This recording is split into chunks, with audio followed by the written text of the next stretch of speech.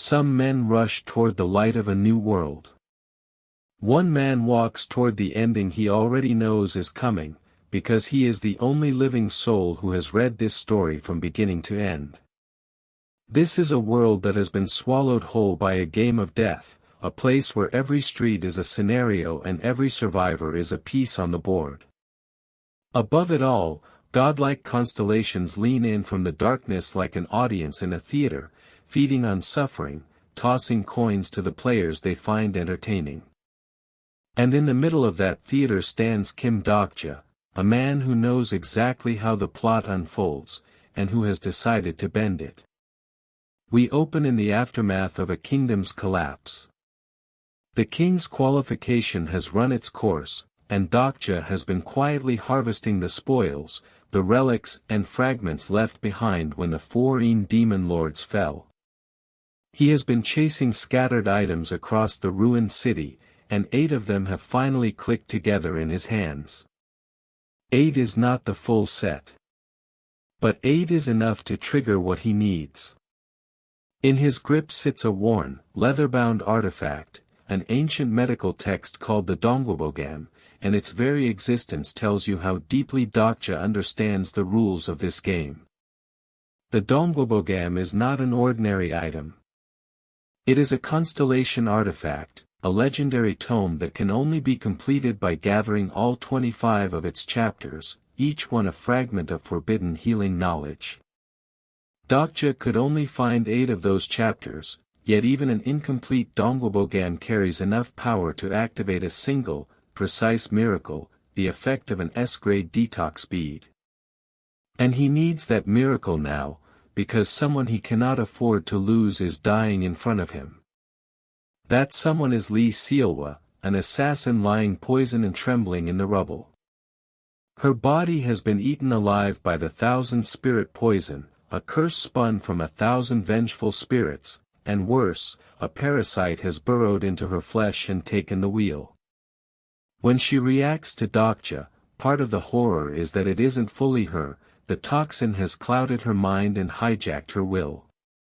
She gasps that it cannot be, that no ordinary detox can touch the 1,000 spirit poison. And Dokja calmly agrees.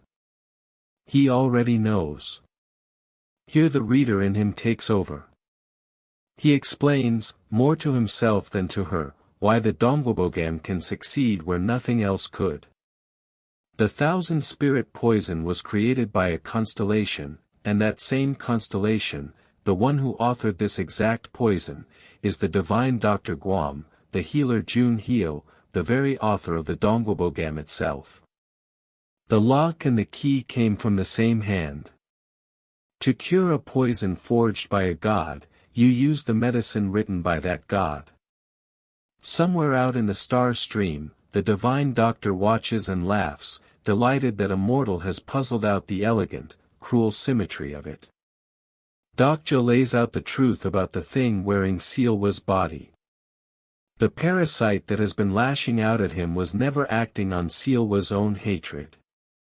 The venom of 1,000 spirits has been steering her, drowning her true self beneath centuries of borrowed rage. The insect infesting her was simply a byproduct, a passenger riding the poison, with no real intentions of its own. In other words, the woman thrashing and snarling in the dark is not the enemy. She is a prisoner. And the incomplete Dongbobogam, the record of Jun Hyo's failed attempt to perfect a cure for this poison, is her only door out. He speaks to her the way you speak to someone standing on a ledge. It is not too late. She can still walk away from all of this. She can go back to being a guide, someone who teaches survivors their skills and shares their strength instead of stealing it. Who knows, he tells her, one day she might even rise to become a constellation herself. But the poison answers before she can, spitting hatred through her mouth, despising him, spitting the accusation that it was humans who did this to her, humans who deserve to burn. Dokja doesn't flinch. He tells her, quietly, that he is sorry her world was destroyed.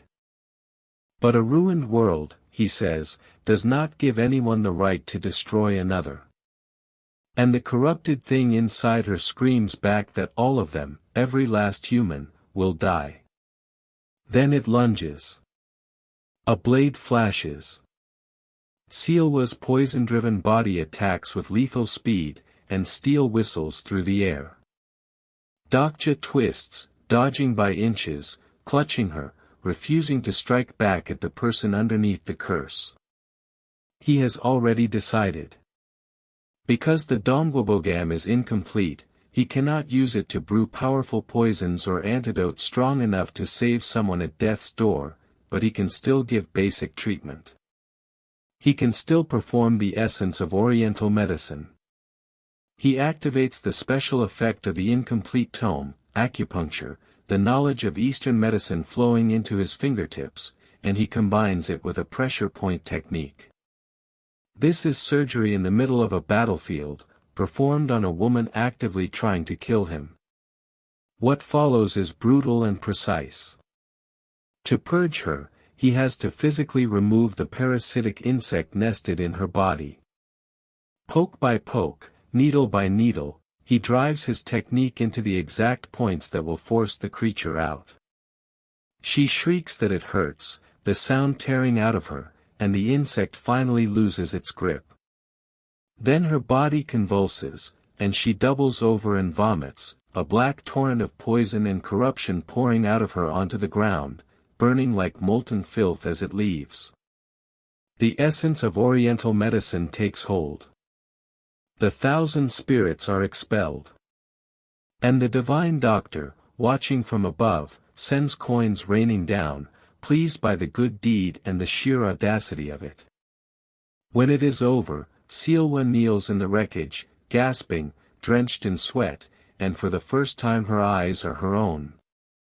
She looks up at the stranger who just dragged her back from the edge and asks who he is. And then she gives him the answer to a question he hasn't asked yet. Yu Junghyuk sent her. That single name changes everything. Yu Junghyuk, the returner, the regressor who has lived and died through this apocalypse more times than any human should, the strongest and coldest blade in this broken world. Sealwa was his agent all along, and now she is meant to bring Dokja in, to join Yu Junghyuk's group at a rendezvous, with strict orders not to do anything reckless.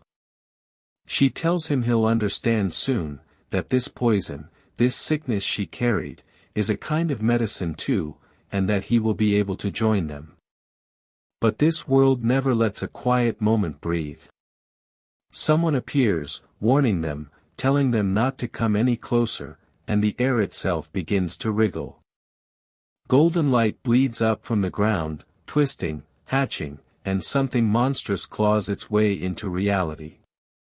A figure erupts in a storm of fire and gold, an insectal silhouette crowned with horns, beautiful and hideous all at once. This is Antinous, the parasite queen, and Dokja recognizes exactly what he is looking at. So this, he realizes, is what the parasite queen truly is beneath the surface. Antinous is no minor monster. She is a monarch-level constellation, an insect queen from Kronos, a world that has already been destroyed. On Kronos she was a hero, a champion who fought for a dying people, and even with her homeworld gone she is monstrously strong, easily a match for the noblest constellations still walking. She is fast, faster than anything Dokja could dodge even with his agility raised past the 50s, and she comes carrying a grief that has curdled into vengeance. She screams at the humans to get away before they are infected, then makes it clear she has come to this planet for one reason. To make Earth weep tears of blood, the way Kronos once did. And that is when the wind answers. A howl rolls across the ruins, and a new figure lands between the humans and the queen, a towering wolf clad in armor, eyes cold and blue and ancient. This is Lycaon, the noble wolf of the Myunter, a constellation who wields the way of the wind, and he too is a survivor of Kronos. The two of them are the last echoes of a dead world, now clashing over the fate of a living one. Antinous sneers at him, calling him a pitiful wolf who has forgotten the history of Kronos, mocking him that the wolves have never once beaten her insects. Lycaon answers that she truly doesn't understand. He is not the same Myunter he used to be. Their battle detonates. Antinous is a Tier 5 monarch-level insect, and she unfolds her arsenal, accelerating wings that let her blitz across the battlefield, a scything mantis break that flashes like a blade of light. She demands to know why Lycaon fights for the humans of this world, why he would betray their shared cause, and hear the deeper politics spill out. The constellations who arrived calling themselves guides, who look like allies, have a hidden goal, to weaken Earth so they can strip it for parts and rebuild their own destroyed Kronos. To them, Earth is nothing but raw material, a terraforming project, a quarry for a dead civilization's resurrection. Antinous insists this is their divine calling, their duty as survivors, to stop the catastrophe here and reclaim what the universe took from them. Lycaon rejects it completely. He fights not to erase Earth but to protect its people, to stand with the survivors against the oncoming catastrophe instead of feeding on them. The wind gathers around him, and he turns the way of the wind into everything at once: mobility, evasion, and attack, wind for stepping, wind for dodging, wind for the killing blow. Antinous lashes out and the wind simply isn't there. She snarls about the damned wind as her strikes miss and his find their mark. He commands the insect queen to kneel before its might, and gale after gale slams into her. Watching this, Dokja's mind is already working. He sees the way of the wind for what it could be, a single skill that replaces a dozen others, and he thinks that if he could master it, he wouldn't need all the scattered techniques he's been hoarding. Even here, cornered between two gods, the reader is taking notes. The clash builds to a scream of light and force, wind tearing through the parasite queen, and as the dust settles the game itself intervenes. New windows bloom in the air. A sub-scenario opens, "Stop the catastrophe," warning that a mysterious group calling itself Gundongu is trying to wake one of the catastrophes and must be stopped. And beneath it, a second scenario locks into place: survival activities, with rules as ordinary as they are cruel: survive in the ruined city, eat and sleep and pay a survival fee, or be met with a penalty. Then the clock appears, cold and blue and final. Remaining time, 7 days. The theater has set its next act, and the countdown has already begun. 7 days to stop a catastrophe, in a city where gods are already tearing each other apart, and the one man who knows how this story ends is standing right in the middle of it. The ruined ground still smokes from the last exchange, and into that smoke steps the wolf. Lycaon moves like weather given a body, cloak snapping, gold streaming from his limbs as the way of the wind gathers around him. Across the shattered plaza the parasite queen lifts herself one more time. Antinous is broken now, her chitin cracked, her monstrous grandeur reduced to a wounded thing that refuses to fall. But she is not reaching for Lycaon. She is reaching for the meteorite. She means to pour the last of her mana into it, to force the seat of her ruined world open, and Kim Dokja understands in a single cold heartbeat exactly what that would mean. If she injects it, the catastrophe hatches whole. She screams as she pours herself into the stone. My world. My species. My children. Every syllable is grief turned into a weapon, the mourning of a queen whose home was already devoured, who has crossed the black gulfs between dead stars to make Earth pay for a crime it never committed. For destroying my home world, she howls, and the light around her turns the color of an open wound. Lycaon does not hesitate. A blade of faith activates in his grip, a line of blue fire drawn clean through the dark, and he crosses the distance in the space of a breath. The slash lands. Sound tears loose from the world. Antinous is thrown back, her final spell shattering mid-cast, and the meteorite drinks only a fraction of what she meant to give it. That fraction is enough to do something. It is not enough to do everything. And in the difference between those two things, the whole shape of what follows is decided. The explosion comes in waves. Boom, then a deeper crack as the meteorite splits, then a swelling roar of violet light that swallows the plaza whole. Sielwa is caught at the edge of it, thrown to her knees, and through the ringing in her skull she gasps a single desperate question. Did I stop her? Somewhere behind her the wolf lowers his head in something like sorrow, a low sound rumbling out of him, an apology owed to a master he could not fully protect. I am sorry, the moment seems to say, though the words dissolve in the noise. Then the light detonates outward in one final, cleansing flash. Kaboom! The meteorite is gone. The queen is gone. And where the impact scarred the earth, a new silence begins to spread.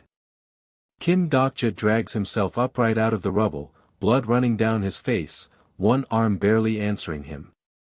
Damn it, he thinks, and the world answers with the coldest message a reader in this story can receive. You have failed to clear the scenario.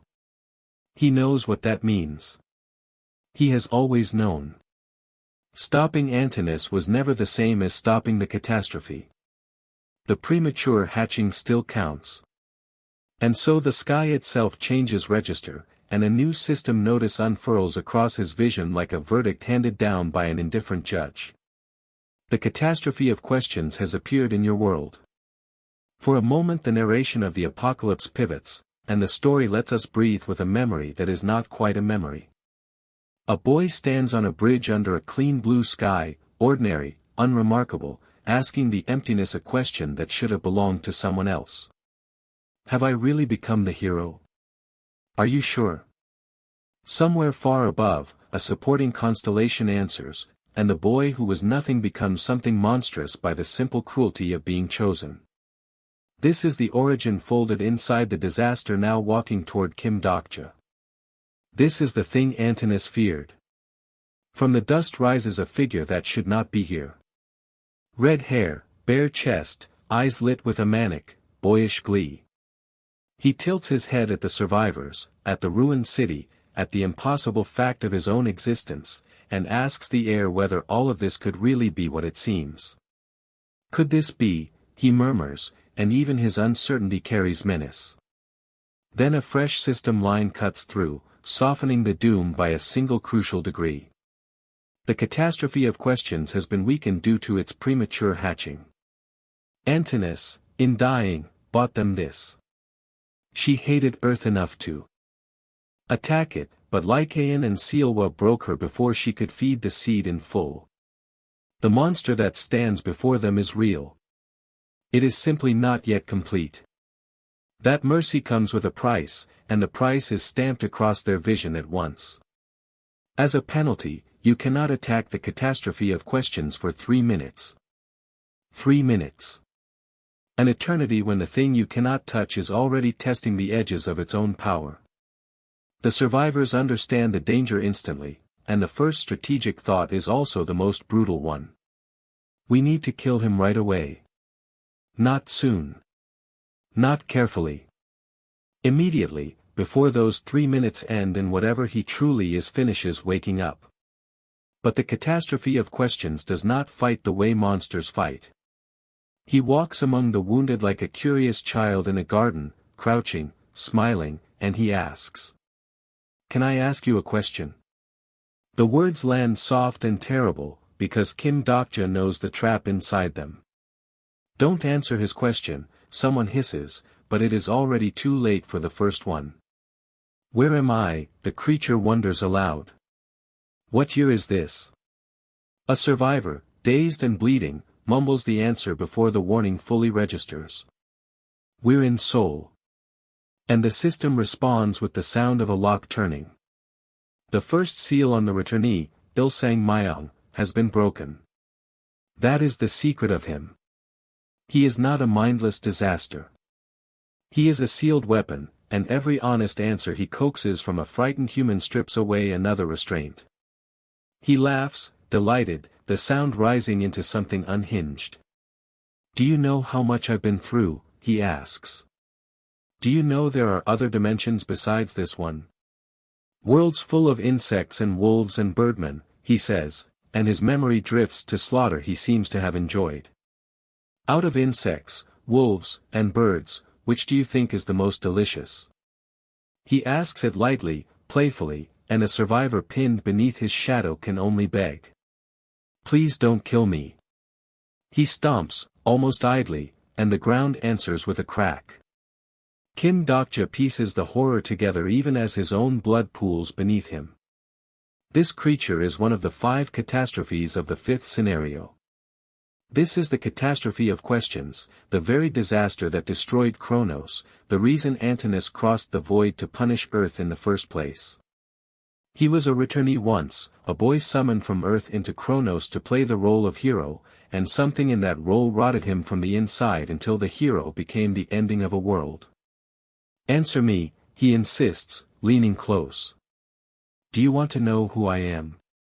He is the returnee from Earth. His name is Il-sang Myung. And every question is a lockpick working at the cage that holds his true strength. Sangha refuses him, jaw set, though her voice shakes. You mustn't answer his questions. He only grins wider, charmed by defiance. Aren't you supposed to blush and look away in a situation like this, he teases, delighting in her fear. You must be a feisty one. He circles, he flirts, he threatens, all in the same breath, a predator wearing the manners of a boy who never grew up. Where are you looking? He snaps at Kim Dokja. Keep your eyes on me. Is that your boyfriend? Don't touch me, Sangha spits, and the moment she engages, the system tolls again. The second question has been answered.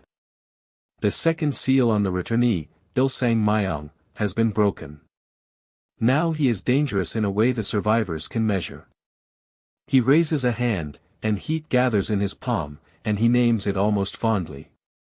The small red fire cannon. So this is what 100 years of exile forged, he muses, this is the flame he learned while stranded in that hellish other dimension. Flare. The blast erupts across the ruins in a wall of red, the same fire that once made the monarch-level insects of Kronos tremble in the dark. Kim Dokja is caught at the edge of it and thrown, skin scorched, breath torn out of him. Damn it. This hurts. It hurts really bad. But through the pain a strange, cold clarity surfaces, because it does not hurt as much as it should. Not as much as I thought it would, he realizes. That gap is everything. This is the red fire cannon that made monarchs flinch, and yet on Kim Dokja it lands like a lesser thing. He's weaker than he was in the novel, the reader understands. 2 seals broken, and the catastrophe of questions should be an overwhelming, unstoppable force, and instead he is merely lethal. The premature hatching crippled him. Antinous, in her final failure, left them a monster they might actually be able to kill. The character profile unfurls, and the truth of him is written plain. Il-sang Myung. 17 years old, and also 127. Supporting constellation, the mass production maker. Personal attribute, SSS grade hero, the catastrophe of questions, legendary. Skills of growth and swordsmanship and that red flame, all currently sealed, all waiting behind the answers he is trying so hard to steal. His true power will only wake when every seal breaks. Do not answer his questions if you want to live, the evaluation warns, although you'll die just the same. Whatever he is, this is their chance. The survivors read the same conclusion at once. We have to kill him now, without the way of the wind, while he is still half-formed, still 2 seals from his full and terrible height. Kim Dokja pours everything he has into the only lever left to him. Coins burn.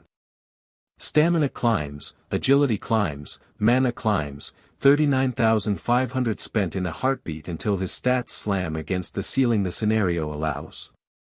Then something older answers. A stigma stirs. Sword Song, Level 1, activates, and a phrase left behind by the naval warfare god engulfs his blade in ink and light. That skill looks impossibly strong, and even the returnee flinches at the sight of it, thrown backward, startled for the first time. The blade falls. Smack. The impact tears through the smoke, and for one suspended instant everything hangs on whether a half-hatched hero can be put down before he finishes waking. And then, without warning, the world folds away, and a quiet line surfaces from somewhere far outside this fight. Day 28. Clear skies. I went to do some paperwork. Huh. A new panel resolves. A new banner. Sub-scenario, survival activities. Survive the ruined city for 10 days, 3 meals, 6 hours of sleep, 500 coins a night, penalty for failure death. Remaining time, 7 days. The catastrophe is not the only clock now ticking, and the game, as always, is only just beginning. The story TWSA spoke of this the moment the apocalypse first tore open the sky. It named 3 ways to survive the end of the world, and the second of those ways was the cruelest kind of salvation. Some are cast back in time. Some are flung sideways into other dimensions entirely. And some, when they die, are simply born again into the ruin. But there is a fourth shadow that walks between those roads, a figure the old text warned of in careful, dreading ink. Those who were summoned to other worlds, who survived by grinding those worlds to dust beneath their heels, and who then came crawling home stronger than any human has a right to be. The Returnee. And the one standing before Kim Dokja now wears that title like a crown of broken teeth. His name is Il-sang Myung, and he does not look like a monster. He looks like a bored young man who has already decided how everyone around him is going to die. A woman with fire-red hair recoils from him, startled by the sheer wrongness radiating off his frame, and he only smiles wider, tilting his head as though genuinely wounded. He tells them he expected a warmer welcome. A handsome returnee like himself, home at last, ready to slaughter every monster the city can offer, and this is the greeting he receives. The mockery drips from every word. When steel meets steel and the first clash rings out, he laughs and asks how old his opponent is, whether they are still a middle schooler, and the answer comes back as a snarl and a killing strike. Shut up and die. But he does not die. He barely bleeds. Because Il-sang Myung is not merely strong. He is a catastrophe of a very specific and monstrous kind, and Kim Dokja knows exactly what that means. The returnee talks and talks, needling, prodding, asking idle little questions. And with every question that is answered, something inside him unlocks. A seal breaks. The system announces it coldly, one after another, the fifth seal shattering, then more, and each fracture pours raw power back into a body that was chained precisely to keep it from doing what it is about to do. The more you speak to him, the stronger he becomes. He confirms it himself with a delighted grin. You must be from the Hunters Association, he says, the ones who always come picking fights with returnees. And the moment they take the bait, another lock falls away. Kim Dokja tastes copper. This is bad. This is very, very bad. The title of this episode is SSS Grade Talent, and now the reader understands the terrible joke of it. Il-sang Myung throws his head back, his body swelling with unshackled strength, hair whipping in a corona of violet lightning, and declares that it is time to play. He asks, almost tenderly, who wants to die first. Then he is upon them. Fists crack against guard. Blades scream and spark. Every exchange is a gamble, because to fight him is to feed him, and to flee him is to die tired instead of quick. They are cornering a fire by throwing themselves into it, and the fire keeps growing. But they are not helpless. Golden thread erupts across the battlefield, a web of blazing light spun from the fingers of a young woman at the edge of the fray. Arachne's web. Anyone who knows the story recognizes the technique at once, and the recognition is chilling. Those skills are the stigmas of the Olympian constellations, radiant powers that no single incarnation should be able to wield in concert. Without surviving some rare and specific event, without a special trial that almost no one clears, there is no way one person can hold stigmas gifted by so many different gods at once. And yet she does. The web tightens, glowing lattices snapping shut around the Returnee, pinning his monstrous strength against threads that sing with borrowed divinity. For one breathless instant he is caught. Kim Dokja's voice cuts through the roar. Now. Steel falls. A blade of light slashes down through the golden cage. But Ilsang Myong is faster than fast, and where the strike lands there is only afterimage and torn thread. Damn it. He got away.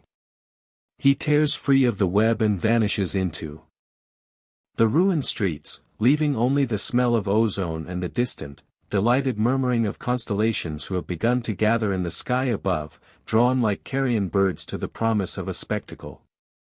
In the quiet after, the cost of that fight lays itself bare. The young woman who spun the web, Usanga, has collapsed, her body pushed far past its limit by channeling so many stigmas at their full and dangerous power. Someone hoists her limp form with a weary complaint, asking whether they have become a nanny, always the one left carrying whoever faints. It is dark humor over a real wound. She burned herself to the edge of breaking to hold that monster still for a single heartbeat, and it was not enough. Kim Dokja lays out the arithmetic of their doom in a low, steady voice. The catastrophe of questions grows stronger with every answer they give it. Returnees are penalized when they come home, chained by seals precisely because a world eater walking free among ordinary survivors would end them all. But there are dozens of those seals. Perhaps more. And if all of them break, the being they are facing will no longer be a man wearing power like a costume. It will simply be the end.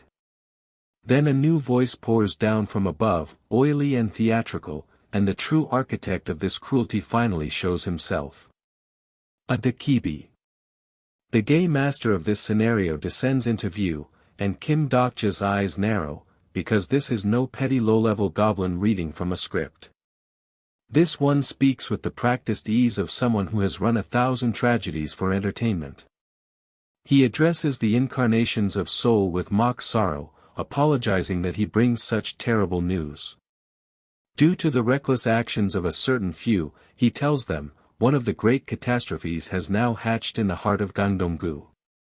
He says he can already hear their lamentations from where he floats. He says he has watched a few of them try to flee the district, and he warns them, almost gently, that fleeing would be a mistake. Because a catastrophe, he insists, is an opportunity. And here the Dakibi reveals himself as a master manipulator, weaving despair into greed. He speaks to the broken people below not as a faceless crowd but as individuals, and that is what makes Kim Dokja truly wary. He knows the difference. He tells them he understands the helplessness they have carried since the world ended, the way their livelihoods collapsed overnight, the way strange beings arrived to strip away their coins, the way old friends became enemies in the scramble to survive. He speaks to those who work themselves to the bone only to watch luckier people rise faster on the backs of better patrons, better constellations, better luck. To the unlucky. To the downtrodden. And to all of them he offers the same poisoned gift. Here, at last, is your chance to turn everything around. Kim Dokja recognizes something even worse in the Dakibi's manner. This is no ordinary game master slumming in a minor district. This is a Dakibi from a major channel, and mid-level Dakibi have been quietly taking the places of the low-level ones all across the city. Something enormous is moving behind this stage. The reader thought he understood the shape of it. He did not expect this. Light flares, and the Dakibi makes his grand pitch. The boy standing before them, he announces, the terrifying Returnee Ilsang Myong, is nothing less than a walking SSS-grade item. He spins the Returnee's story into a fantasy the survivors have all secretly dreamed. Chosen by the star stream, whisked away to another world, granted immeasurable power. Everyone has imagined it at least once, he croons.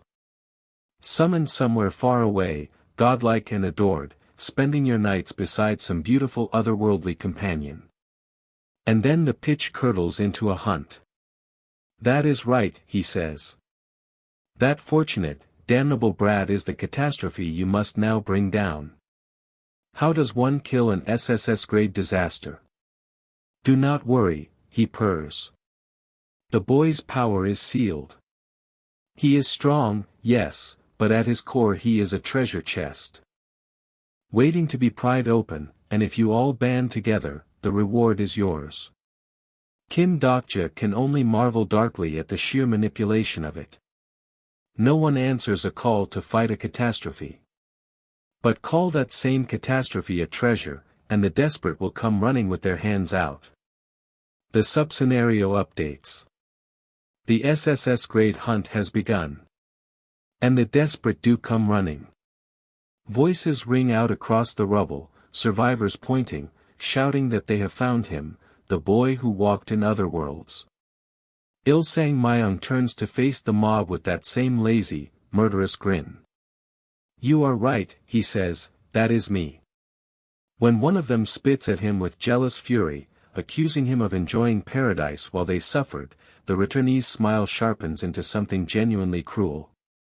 If you are so envious, he offers, why not let me send you there yourself?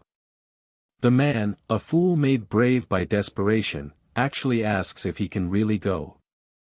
Of course, comes the answer. You truly want to go, do you not? The seals continue to break as he speaks, the 8th, the 9th, the 12th, the 13th, the 14th, power flooding back into him with every word exchanged. Then goodbye, he says, almost kind. Though I doubt it is any better over there. Why? Because I destroyed that place.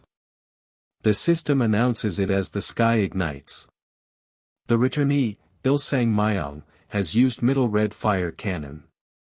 A pillar of crimson and violet annihilation erupts outward, and the world simply comes apart. Buildings vaporize. Streets fold into ash. When the blinding roar finally fades, the survivors stand in a scorched wasteland where a district used to be, staring at devastation on a scale none of them can answer. How, someone whispers, are they supposed to defeat something that can do this? Ilsang Myong surveys the ruin he has made and calls out, cheerful as ever, asking if anyone else wants a turn. A show of hands, he offers, and he will send them all across the void. Some among the Hunters Association try to rally, insisting they can still take him, that the shattered seals mean richer rewards. Others have already broken, screaming that this is madness, that they should run, that nothing here can be beaten. And then the Returnee's gaze locks onto the ones he has been hunting all along. He flinches toward them almost eagerly, delighted. There they are. The people from the Hunters Association. The ones who cornered him, who spun webs of stolen divine light around him, who ruined the glorious homecoming he had planned. Good, he says, and there is nothing kind left in it now. I was looking for you.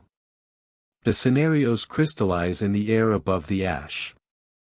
The SSS Great Hunt, to slay the Returnee, with the destruction of the Soul Dome as the price of failure. And beneath it, colder still, a second condition.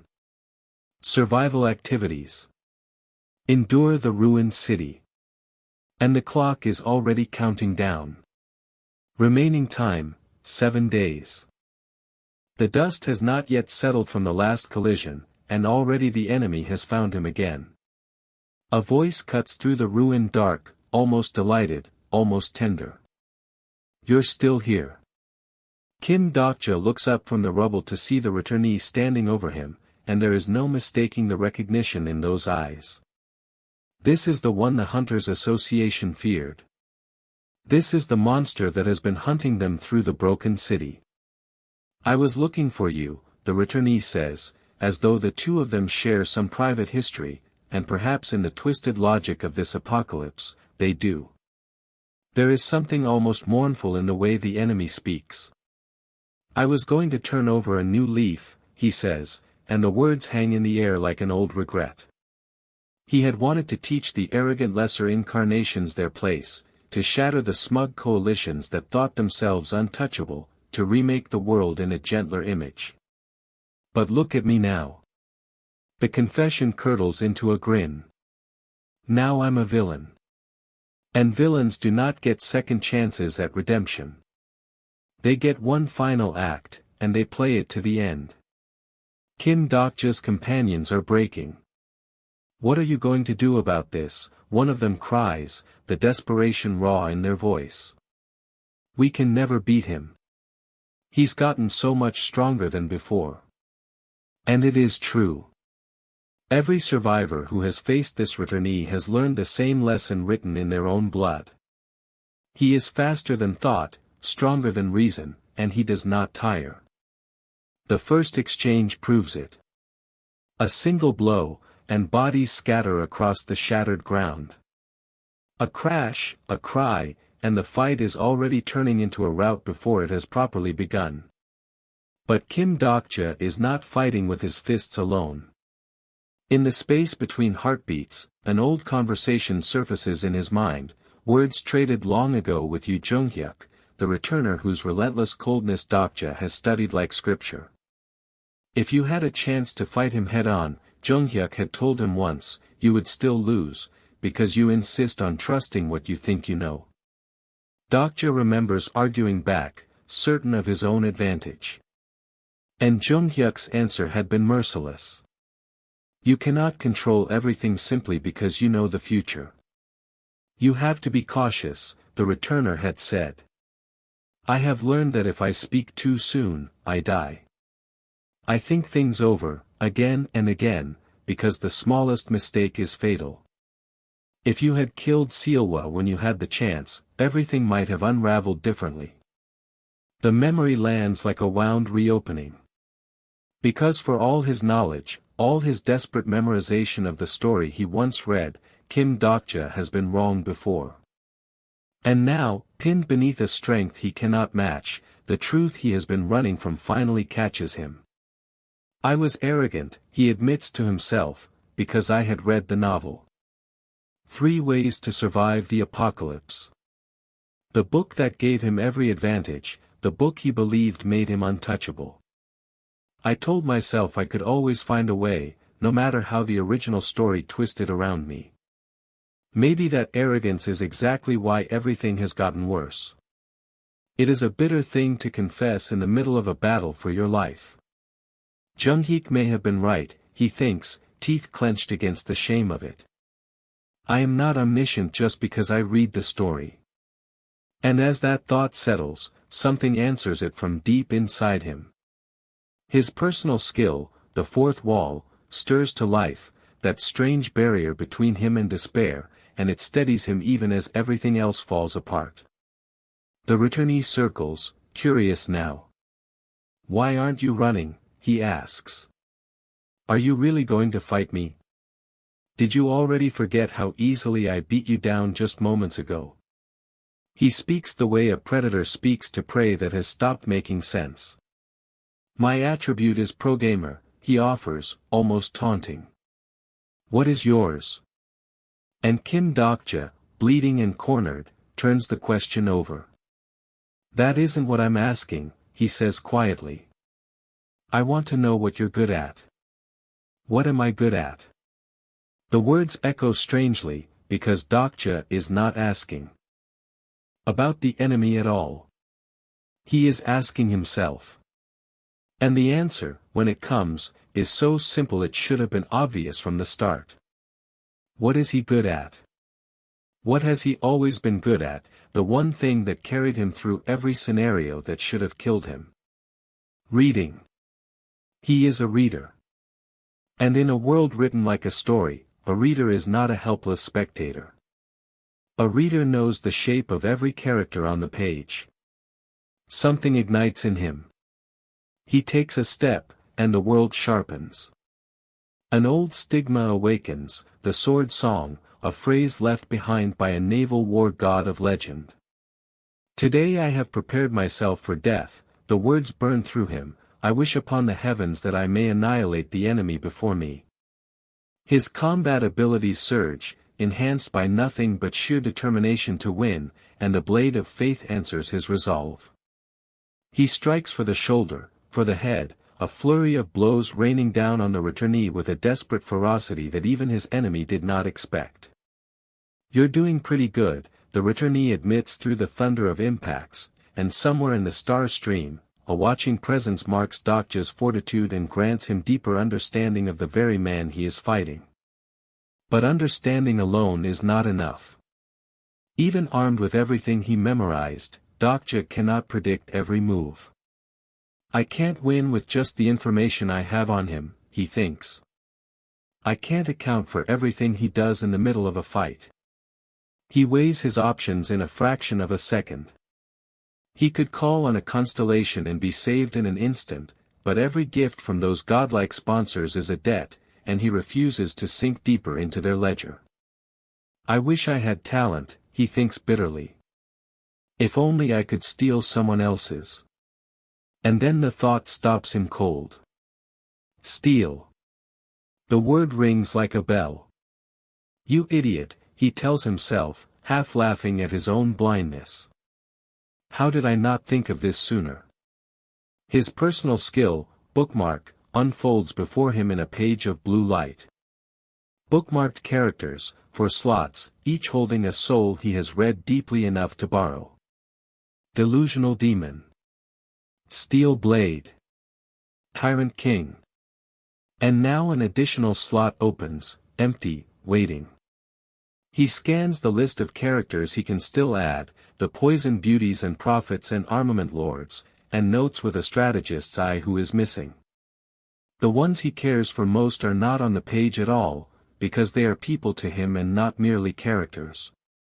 But the enemy before him is a character. And every character can be read. Found it, he breathes, and the skill locks on, 30 minutes granted by the depth of his own understanding, one of the returnee's own skills now his to wield. What, the returnee snarls, thrown off for the first time. I thought you couldn't learn that skill. The battle explodes anew. A whoosh, a crack, blows landing and missing, the enemy's monstrous face contorting in fury as Dokja slips through the storm. He crashes hard, recovers, rises. You've gotten faster, the returnee observes, half impressed and half enraged. The way of the wind ignites in Dokja's grip, a technique of movement stolen and made his own. And this is how I fight, he says. That's the technique the wolves use, the enemy realizes. But Dokja shakes his head, because he is not imitating a wolf, and he is not pretending to be a hero he never was. I am a reader, he says. That is the whole of it. He resets his bookmarks mid-battle, swapping one borrowed soul for another, and the fool's game he was playing becomes something sharper. Why did I keep trying to learn a skill like some regressor grinding for power, he thinks. I am not a returnee. I am not a regressor. I am the reader, and I read what I need in the moment I need it. Tempest in the left hand. Storm in the right. The way of the wind opens where the straight line and the curve meet. The very technique that was gibberish to him minutes ago now flows like something he was born knowing. You act like you had an epiphany, the enemy sneers, with that lousy skill of yours. But the sneer is thinner now.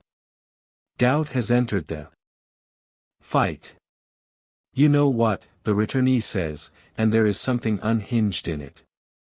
I was the one who killed their king. And then he blinks, a technique of instantaneous movement, gone and reappearing at the 4th level of mastery. He blinks again, and Dokja loses him for a heartbeat.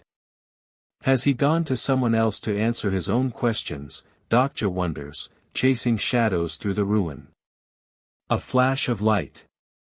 Hey, the enemy calls out from somewhere impossible, what's your name? And before the answer can come, the wind screams and the world tilts. The next exchange is brutal. A crack of impact, and a system voice announces that the 24th seal binding the Returnee, Ilsang Myong, has just shattered. That tickles, the monster laughs, unbound and growing stronger by the second. Damn it, Dokja thinks, I was too late. I can't finish him using the Way of the Wind as a mere support skill. I have to use that skill. But to unleash it, he needs time he does not have. Someone needs to buy me a moment, he thinks, and there is no one left standing to give it. The problem is, the enemy purrs, closing in for the kill. And then the sky falls. A whistling in the air, a shadow dropping fast, and the ground erupts in a shattering boom. Did something just fall from the sky? Someone gasps. Dust clears around a single figure standing where the impact landed, a boot pressed down upon the fallen, a cloak settling in the ruined light.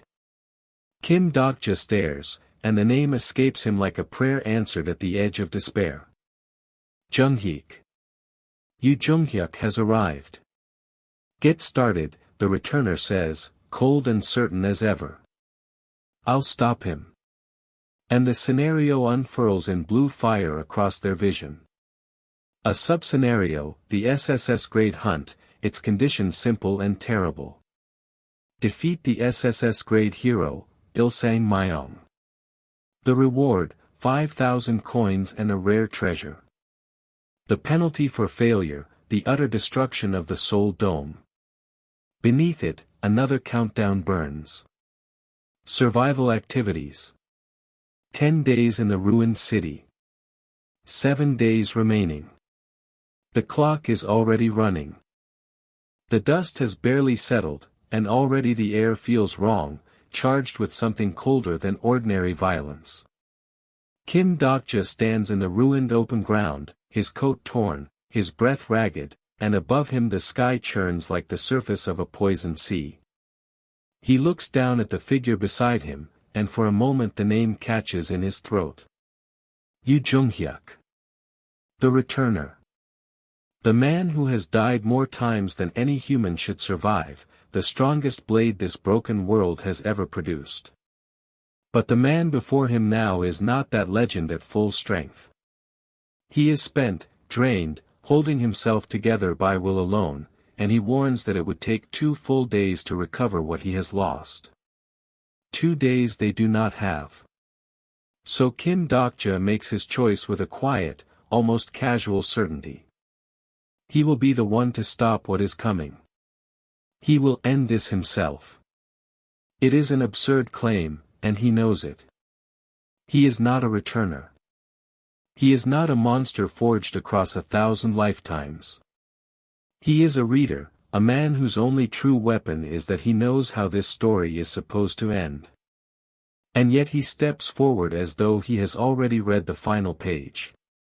There is something almost amusing about it, that a man like him would name himself the one who saves the day, and even his enemy seems to sense the strangeness of it.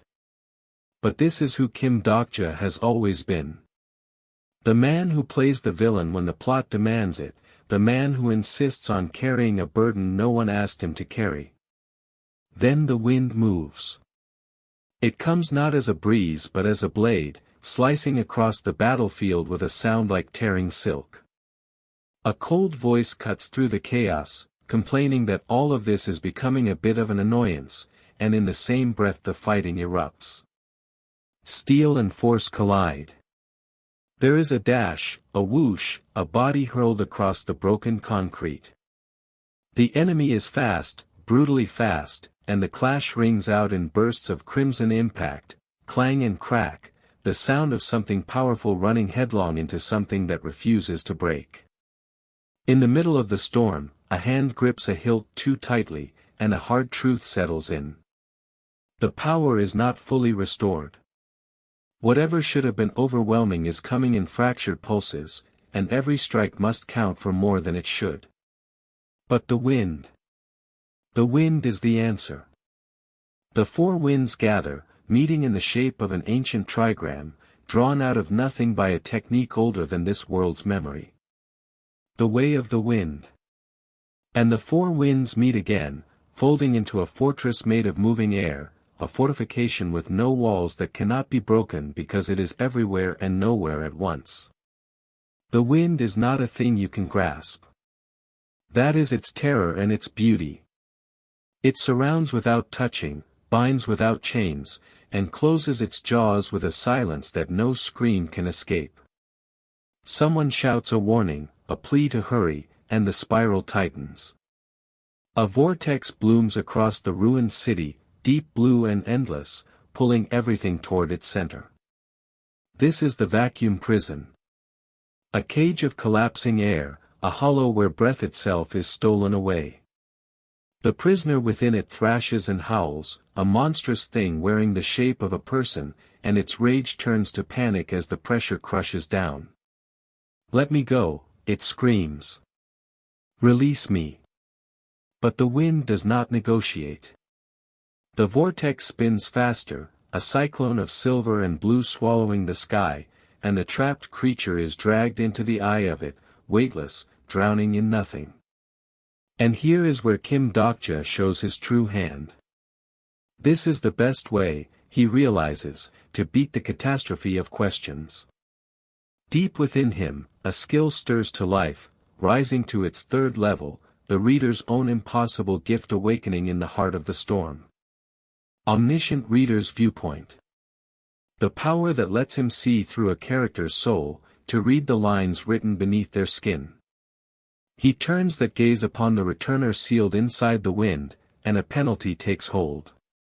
The catastrophe of questions keeps asking its endless, unanswerable questions, gnawing at the enemy's certainty, forcing it to doubt the very reason for its existence.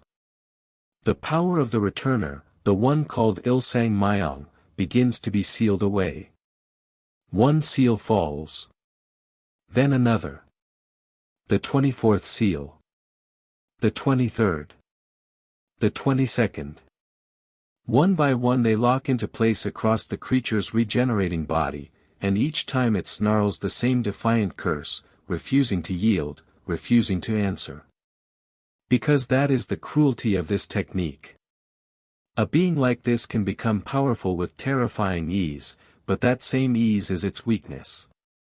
The game, after all, must be fair. It has to leave a door open, however small. And Kim Dokja has already found it. He asks the questions that a character cannot answer without unraveling, and every unanswered question tightens the noose. The seals keep regenerating, and the enemy keeps breaking them, and the two forces grind against each other in an endless, screaming stalemate. The 21st seal. The 9th. You bastards, the creature roars, thrashing against the crushing wind. Damn it. Release me. Then the tactic shifts. To hold the enemy in place, the prison must shrink. Reduce the vacuum until it wraps only around the body itself, tight as a second skin, and it will cost far less mana to maintain. This is the delicate art of the wind, and here the story turns inward, because the one learning it now is not the returner at all. It is Kim Dokja. Do not try to control the wind by force, the lesson goes. You do not command it. You guide it, gently, the way you would coax a wild thing to trust your hand. And in the swirling heart of the storm, the reader begins to understand. He does not fight the current. He becomes it. The transformation is dizzying. Water and air spiral around him, lifting his ragged body into the eye of the cyclone, and for a heartbeat he cannot breathe, cannot speak, cannot do anything but fall into the motion. His power is thinner now, a fraction of what it should be, spent on holding the monster still. That must be all the strength he has left, someone notes, watching him hang suspended in the maelstrom. And yet, impossibly, it feels easier. He can feel the wind now, not as an enemy but as an extension of himself. The talent hidden within his spirit blossoms open like a flower forced into sudden bloom. He does not do this for glory. When a cold voice sneers that the people below are not worth saving, that their lives mean nothing, he answers without hesitation. Perhaps some of them are worthless. But not all of them are like that. That distinction is everything to him. It is the whole reason he keeps standing. He can control the wind more easily now, guiding it with a lightness that surprises even himself, and something profound settles over him. It feels as if he has become one with the wind. It feels as if he has stepped inside the story he has spent his whole life reading.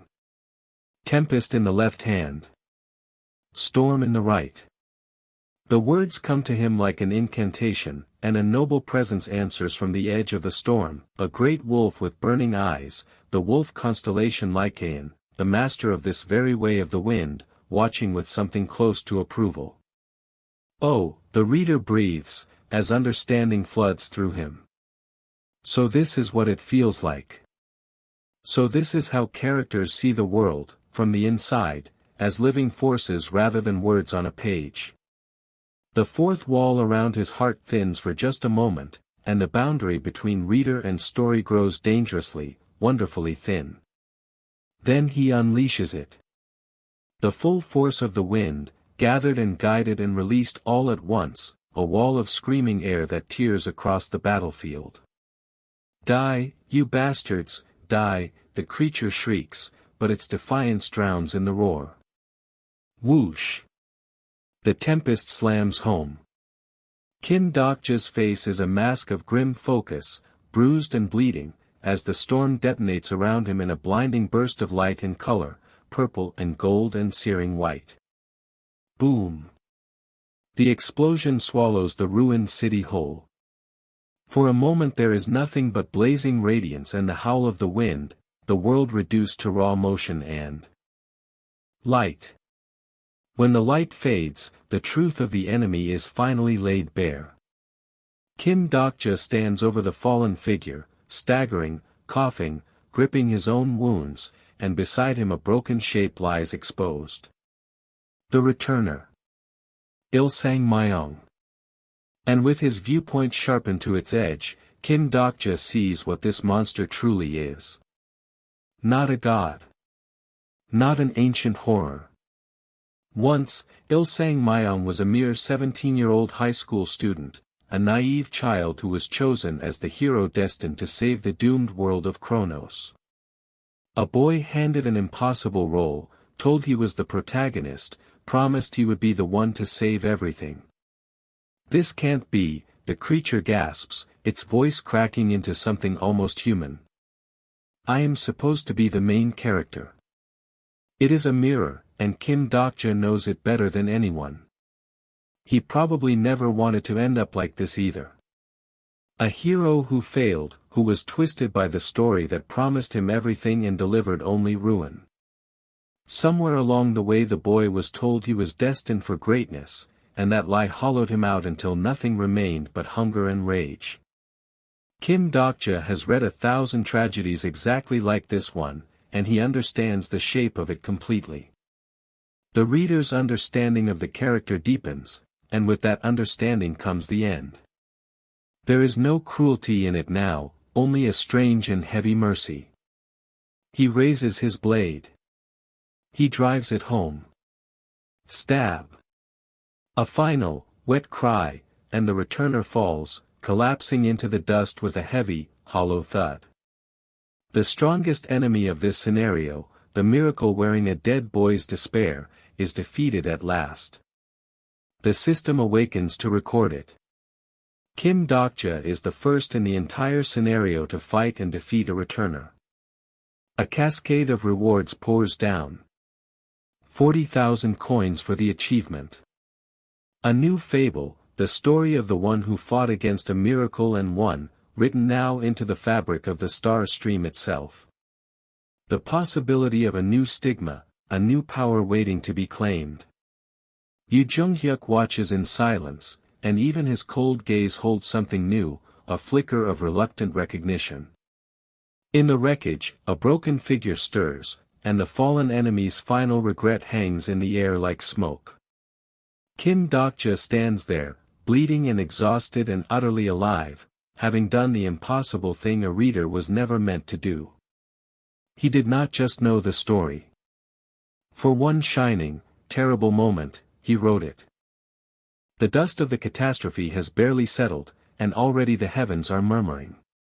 High above the ruined skyline, the constellations weigh what they have just witnessed. The prisoner of the golden headband is somewhat satisfied.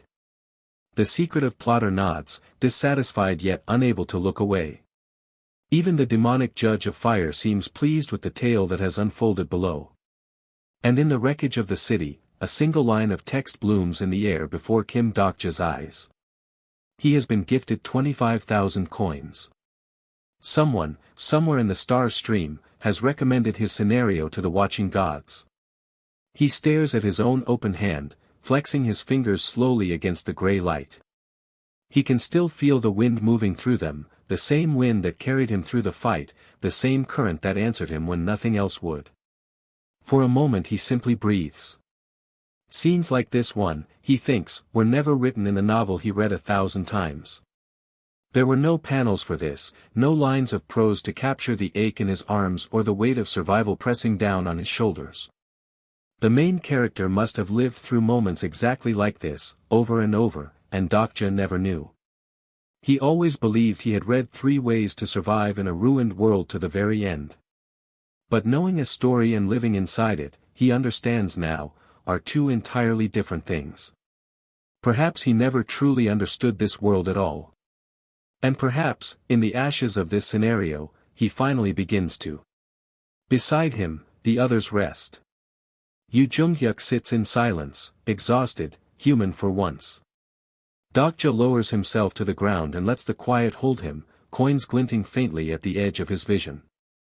What are you looking at? The returner's stare seems to ask, though he never voices it. Dokja only half smiles.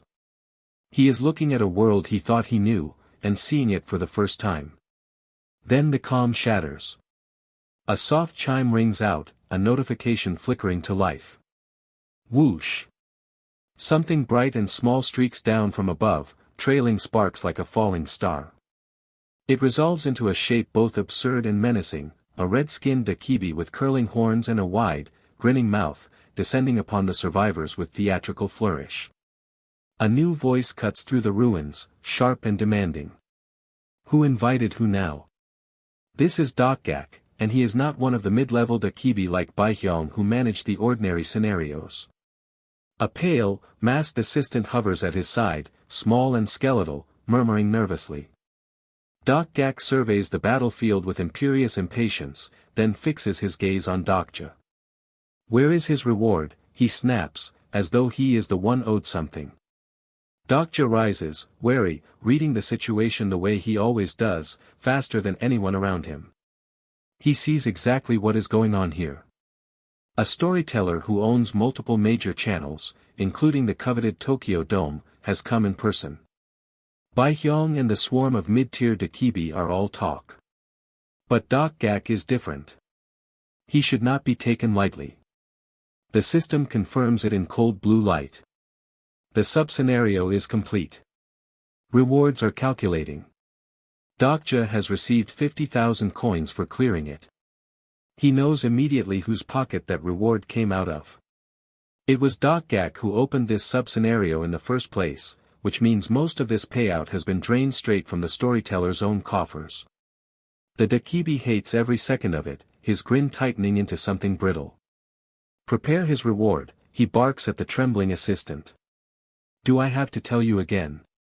But the little masked Dakibi flinches and stammers an apology. It is not his responsibility. He is only in charge of the current sub-scenario.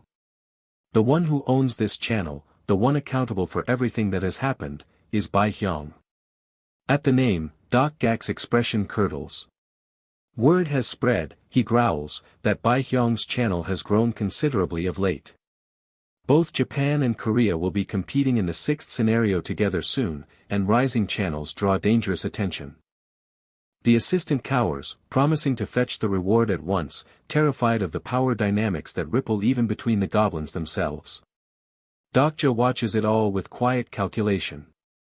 He has had his ups and downs, his losses and narrow escapes, but seeing Bai Hyung treated with such open contempt tells him more than any system window could.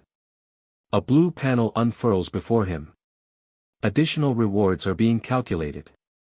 He has received the protection symbol of the parasite, and because he was the single greatest contributor to completing the scenario, additional rewards of his choosing are now available. A menu of items materializes, each one gleaming with impossible value. The Infinite Dimension Space Coat, Grade SSS. The Black Flame Finger Gloves, Grade SSS. Silhouette's Jump Boots, Grade SSS. Dokja's eyes widen despite himself. These are the kind of treasures that reshape a survivor's fate, the reward the system grants for defeating a catastrophe. Every instinct in him, every page of the novel he memorized, sharpens to a single point. Gak, impatient and eager to be rid of this troublesome incarnation, gestures for the assistant to explain what each artifact does. He personally recommends the Infinite Dimension Space Coat, insisting it hides a concealed skill that Dokja can upgrade with ease. It is a generous suggestion, delivered with the smoothness of a merchant desperate to close a sale and vanish. But Dokja lets the offer hang in the air, saying nothing, weighing far more than the coat itself. He asks a dangerous question. Can he choose a different item instead? Better still, can he give the reward directly to Yu Junghyuk, who lies unconscious nearby, pushed past his limit and now sustained only by recovery hibernation? Gak grins wider, sensing an easy resolution. Go ahead, he says, if Dokja wants to be beaten up by the returner later. The dark humor slides past Dokja.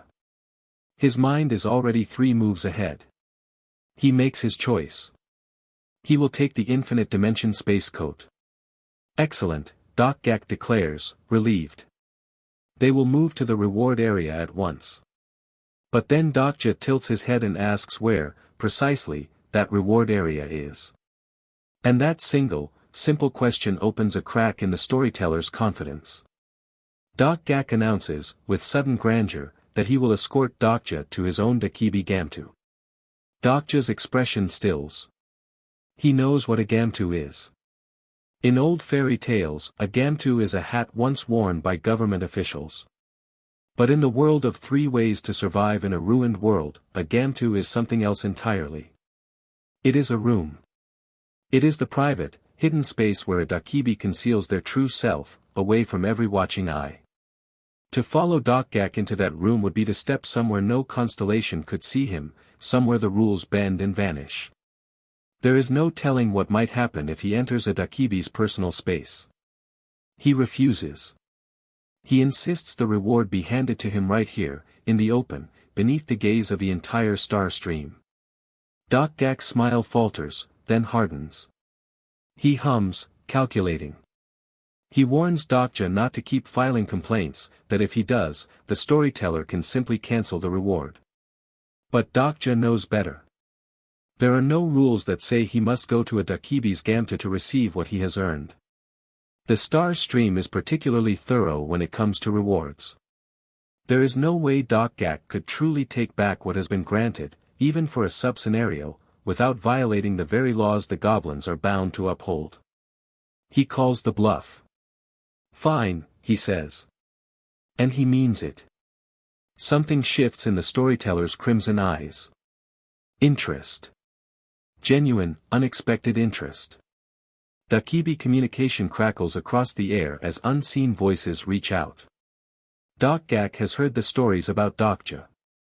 He is famous now, whispered about even by the constellations abroad. And so the storyteller changes tactics entirely. Join his channel, he offers. He is planning to expand his operations in Korea, and he is willing to meet any terms Dokja names. To Dokja, the offer lands like something out of another. World. It is like a player toiling in a minor Asian league suddenly receiving a call to join a top club in La Liga. Doc Gak did not expect such a proposal any more than Dokja did. But Dokja is not tempted. He wants only his reward, and he wants this red-skinned schemer out of his face. Doc Gak's amusement finally sours into a threat. Dokja is arrogant, he says, but he will be humbled soon. And then Dokja springs the trap he has been building this entire time. He is afraid he has bad news, he says, with the calm of a man reading the final chapter of a book he wrote himself. One of the channels operating here in the Seoul Dome has been illegally manipulating the scenarios. The channel is numbered by 7623, run by the Dakibi Baihyong. According to a review of plausibility, the fundamental law that keeps every scenario believable has been violated by Baihyong's excessive manipulation. Therefore, on behalf of the other low-level Dakibi of the Seoul Dome, Dokja formally requests that the Star Stream management conduct a full review of plausibility against Baihyong's channel. The word detonates through the ruins. What? Baihyong, hovering nearby, reels in horror. Many constellations are already turning their attention toward the announcement. Dokja lays out the evidence like a prosecutor. His battle against Lycaon. His clash with Antinous. His fight with Il-sung Myung. All three confrontations share one damning thing in common. Each of them mirrors the fight he once had with Lee Sealwa. Baihyong could have killed the poison beauty and prevented the catastrophe. He could have stopped it by killing Antinous. He could have halted the questions from ever hatching. But he did not do any of it, and he did not do it on purpose. Dokja names the crime plainly. Baihyong had been colluding with the channel's storyteller. Together they hid Baihyong's true powers, manipulated the scenario to make it look far harder than it was, played the incarnations for fools, and engineered a false, cathartic ending. All to squeeze more drama from the audience and cheat Dokja out of his rightful coins. The bastard was never attacking them by exploiting the rule of plausibility. His true goal was to burn Baihyong's rival channel to the ground. The consequences arrive instantly. Some constellations leave the channel out of sheer disappointment. Others, questioning everything they have watched, abandon it entirely. The channel has decreased in size. Some are now demanding refunds. Baihyong sobs and stammers, begging the constellations to wait, but the tide has already turned. His channel is done for. Doc Gak stares at the incarnation who has just dismantled a rival storyteller with nothing but words and the truth. The little schemer who thought he was hunting easy prey has instead met something far more dangerous. Dokja, weary but unbroken, tells him to simply hand over the reward. He will accept the offer. Doc Gak grins, and it is almost admiring. Good, he says. He is glad Dokja has not abandoned all his sensibility. Well then. With a snap of crimson fingers, the reward begins to manifest.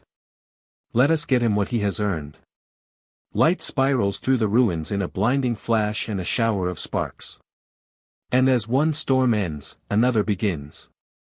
A new panel ignites in cold blue fire. A sub-scenario. Survival activities. Category, sub. Difficulty, C-. The survivors must endure 10 days in the ruined city, eating 3 meals a day, sleeping 6 hours a night, paying a tribute of 500 coins before sleep. Fail any condition, and the penalty is death. The reward, this time, is none. This is a scenario measured in coins and endurance alone, where every monster that falls may drop the currency that keeps them alive. The counter blazes to life above the wreckage. Remaining time, 7 days. The sparks still crackle in the dim room where Kim Dokja sits, the aftershock of everything that has just been set in motion humming through the air like static before a storm. He leans back against the wall, exhausted but calm, and for a moment he simply looks up. Above him, impossibly vast, the star stream unfurls across the ceiling of the world, a river of light and drifting nebulae, the endless current where constellations watch and wager on the lives of the small. It is a breathtaking sight, and he knows it. He has stared into that abyss more times than he can count, reading it the way other men read a familiar book, aware that every star in it is an eye, and every eye is hungry for a story.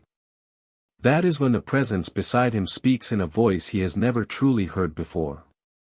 Not the theatrical broadcast tone the game masters used to torment their audiences, but something quieter, stripped of performance. Dokja turns and finds the Dakibi Baihyong looking back at him, small and crimson-horned, and he understands at once what this means. Only a handful of people ever hear a Dakibi's real voice. If Baihyong is speaking to him plainly, then the goblin sitting before him is showing his real self, dropping the mask that separates game master from player. Dokja does not flinch. He is not foolish enough to go up against a Dakibi, and he says so, but neither is he afraid. He has spent this entire ordeal learning exactly how much fear is worth, and it is worth almost nothing. Baihyong wants to write up a contract. There is a snap of red light, and the terms begin to take shape between them. It is Dokja's first time signing an agreement like this, and Baihyong, of all things, has brought a witness to make it official, a smaller pale Dakibi to serve as notary. This little creature has a name he half recognizes, and it will compensate Dokja for a breach of contract owed by another game master entirely, an old debt come due. Dokja is invited to look the terms over before he signs, and he does, and what he reads is almost insulting. The proposed contract would take half of all the donations his channel receives. There are clauses buried in it that restrict his freedom, that treat him as the employee rather than the employer, when it should plainly be the other way around. The Dakibi is lying about how ordinary this all is. Even the notary would never offer a deal this unfair. Dokja's eyes narrow as the shimmering blue contract hovers in his hands, its light washing over his face. He is not angry. He is calculating. This, he says, is simply how the business is usually done in this line of work, but adjustments can be made. And Dokja has a request of his own to make before he puts his name to anything. Baihyong, he has realized, is not the only game master hoping to move channels, to climb from a small backwater feed into something larger. Baihyong's channel already carries some genuinely powerful constellations, monsters of reputation. The Prisoner of the Golden Headband. An abyssal black flame dragon. A demonic judge of fire. Dokja lets the names settle, watching the goblin's expression shift from wariness to something like greedy delight. He is impressed, Baihyong admits. He hadn't known a mere incarnation could draw such powerful constellations to his side. So Dokja makes his offer. He wants to help these constellations move channels with him. If Baihyong links their two feeds together, the great sponsors will be able to flow freely between them, doubling the reach of both. Baihyong hesitates, then agrees, curiosity getting the better of caution. And Dokja asks for one more thing before he signs. He wants a sneak peek at the constellations gathered in his soon-to-be channel, the one circling in the larger arena he is climbing toward. He has only ever known a small, cramped feed. He wants, just once, to see what the big leagues look like. Fine, the Dakibi relents, he will give him a preview of how the great ones play. Another snap of light, and the veil between channels thins. The room floods with revelation.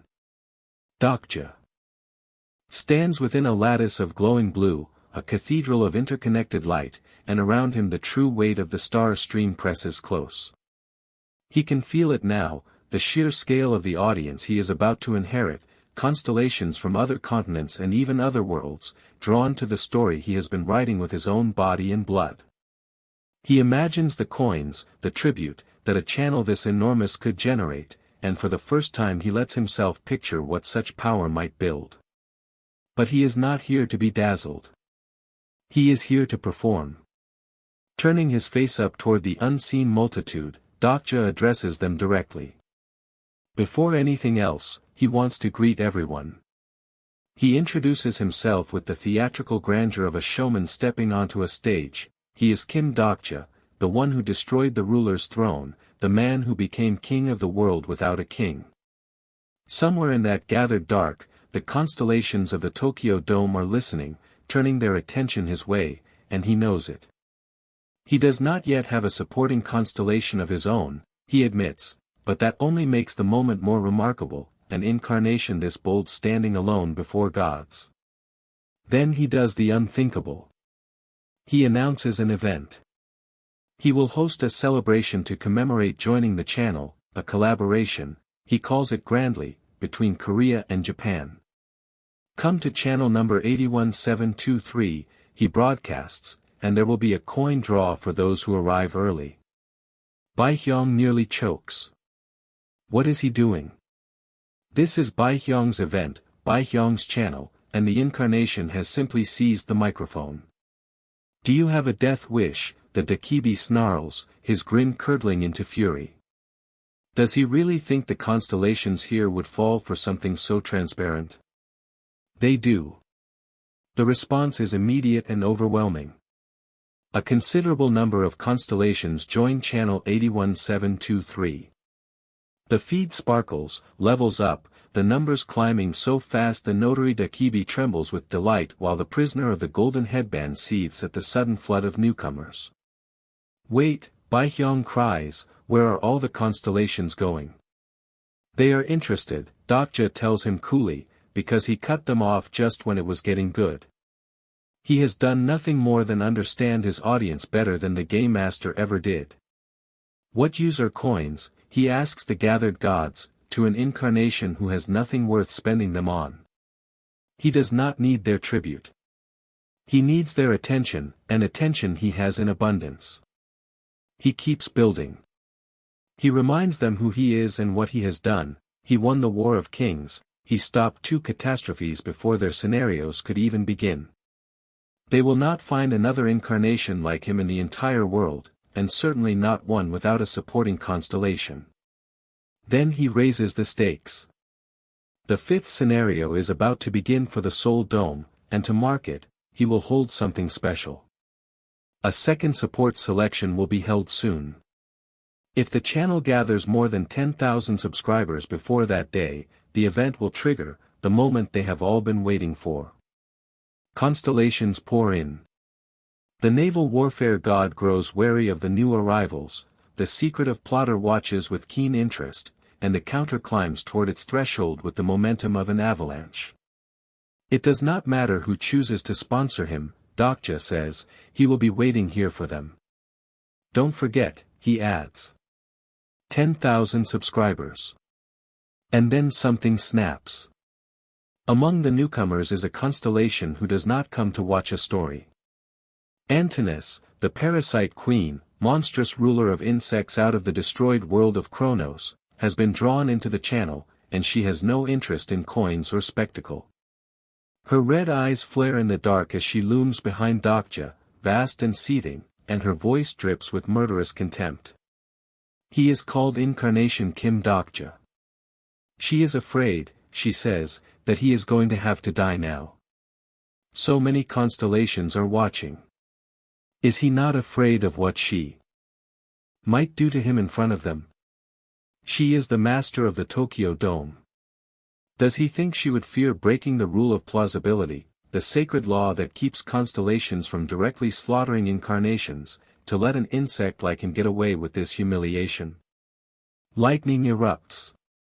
The parasite queen strikes, a spark of raw divine force lancing toward the fragile human who dared to steal her audience. Dokja staggers, blood at the corner of his mouth, but he does not break. Okay, he breathes through gritted teeth. I can take this. He has gambled everything on a single hidden card, and now that card turns over. Baehyung flinches, watching in horror as the Dakibi at Dokja's side begins to change. The pale little notary, so small and harmless a moment ago, splits open as something enormous comes wriggling out from within. Power up. The body pays the price for one's stupidity, the game master mutters, and then he is no longer small.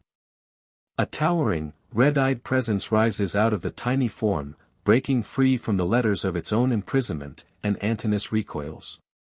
What is happening? Hey, the freed Dakibi says, almost gently, and Antinous' fury cracks into confusion. How did he escape? Oh, that, he answers. That just broke loose after a bit of wriggling. The parasite queen tries to reassert her authority. He is a low-level Dakibi, she spits, he cannot challenge the master of a major dome. But she has miscalculated as badly as Bai Hyung did. He may command many subscribers, the Dakibi replies, but she is low-level too, and he chose never to move up in rank, though he has many great constellations of his own gathered in his channel now. Didn't anyone ever teach her any manners? Antinous lunges, and a wall of crimson force answers her. Who cares, she shrieks, hurling herself forward, and the two titanic presences collide in a blast of light and thunder. Crash! The impact tears through the room, blood and force spraying, the insect queen's arrogance shattered against a power she never saw coming. When the light fades, Dokja is still standing, bruised, breathing hard, the corner of his mouth cut. Bai Hyung, he murmurs, testing whether his gamble truly held. Did you have fun? Dokja asks the reeling Dakibi with a bloodied half-smile. He sure was running his mouth about him earlier, the goblin grumbles, that he had manipulated the scenarios. Rich, coming from an incarnation thief. But it is over, and Dokja has won again, and the reward for surviving unfurls before him in cold blue light. A new sub-scenario resolves out of the chaos, titled Survival Activities. Survive in the ruined city for 10 days. Eat 3 meals a day. Sleep 6 hours each night. Pay a survival fee of 500 coins before sleep. Fail any condition, and the penalty is death. Remaining time, 7 days. The board glows over his weary face, and beyond it, in the endless river of stars, 10,000 new eyes have turned to watch what he does next. Kim Dokja stands in the wreckage of the moment, his breath still coming in short, ragged pulls. He has worked himself up more than he meant to. The blow he threw a heartbeat ago carried the weight of everything he has been holding back, and now he stares at the empty space where his target vanished, half amazed at his own strength. Somewhere far above the ruined city, a small round shape tumbles through the sky, all fur and horns and wounded pride. It is Bai Hyung, the goblin who runs his channel, and he has been punched clean out of the scene, spinning helplessly toward the distant reaches of what he mutters is the Andromeda scenario. Even a Dakibi, it seems, can be sent flying when the reader finally stops holding himself back. Dokja knows this creature better than the creature knows himself. He can feel how much Bai Hyung has grown along with the swelling audience of his channel, how the little goblin's power has expanded scene by scene as more and more constellations turn their eyes toward Dokja's story. And yet he has just struck him without asking, without warning, acting on the certainty that comes from knowing how this tale is supposed to unfold. A flicker of doubt crosses his face. What if the goblin holds a grudge now? What if this small betrayal festers into something worse? He reassures himself that there is a scenario ahead that will bring Bai Hyung back to reason, but more than that, he tells himself, there are larger truths at play. He asks himself whether he truly understands what he is seeing right now. He admits he does not entirely. But he suspects he is closer to the truth than anyone else alive, and that whatever unfolds before his eyes is not so different from the story he memorized long ago. The air around him crackles with the strange machinery of the star stream.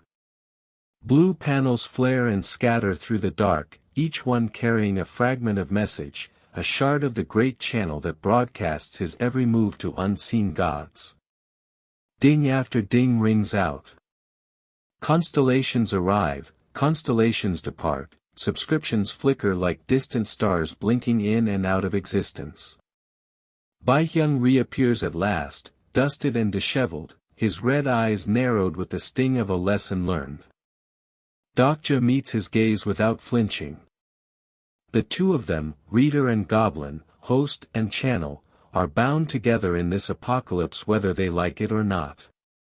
And so a new chapter opens. Singularity. The word hangs over what comes next like a promise and a warning both. Dokja sits amid a scatter of papers and books, gathering the threads of information he has stolen from the future, while Baihyung's masked face floats nearby, half curious, half suspicious. The goblin asks what he thinks he is doing. Dokja pretends at innocence, insisting he was not doing anything at all, but the pretense fools no one. There is a plan running behind his eyes, always, and Baihyung has learned to be wary of it. They speak of the channel's growth in the blunt language of numbers.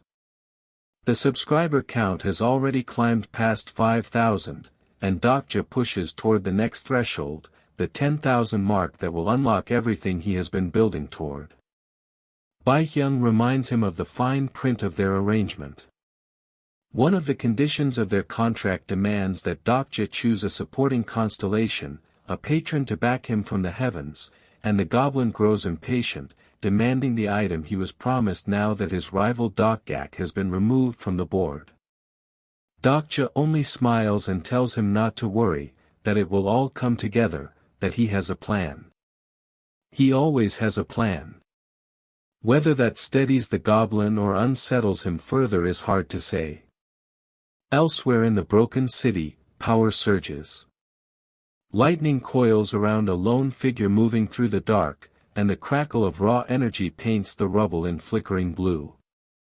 When the light settles, Dokja is wearing something new, a long pale coat that hangs from his shoulders like a mantle of authority. Someone asks where he has been, and he answers vaguely that he was taking care of a few things. Whatever those things were, they clearly went well, judging by the coat he now wears. He runs a hand along the fabric, quietly pleased. The others notice the resemblance at once.